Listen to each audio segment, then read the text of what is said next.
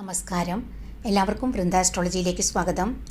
May 10, 2024 വെള്ളിയാഴ്ചയാണ് ഈ വർഷത്തെ വൈശാഖ മാസത്തിലെ അക്ഷയതൃതീയ.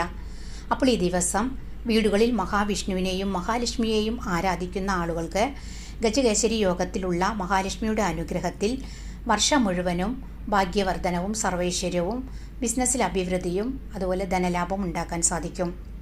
ഒപ്പം നിങ്ങളുടെ ശത്രുദോഷം മാറിക്കിട്ടും. അപ്പോൾ അതിനുവേണ്ടി മെയ് 10 വീട്ടിൽ തറ തുടയ്ക്കണ വെള്ളത്തിൽ ഒരു പിടി കല്ലുപ്പ് കൂടി ചേർത്ത് തറ തുടയ്ക്കുന്നത് കൊണ്ട് വീട്ടിലുള്ള നെഗറ്റീവ് എനർജി മാറിക്കിട്ടും. വീട്ടിൽ ലക്ഷ്മി ചൈതന്യം വർദ്ധിക്കും.